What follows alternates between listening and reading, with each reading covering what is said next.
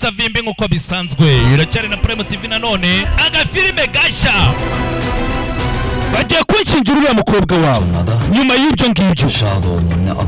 uriya muryango wa Shoduguru izina n'ibigwi byabo byose ngiye kubyangiza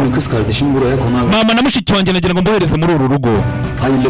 kubw'impamvu nziza Yani ni umukobwa muri uyu muryango Yani ni uwahe baransuzugura bakamfata nk'umuntu ucuritse kubera ko narize umwana w'imfubyi Varian uriya mugabo ni nani mugendere kure ati inkuru y'urukundo rudashoboka yavukiye mu gushaka kwihorera ubu bukwe ndabona bukwiye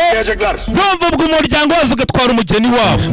mbwira impamvu utanshaka ntabwo uri umuntu yakwishingikiriza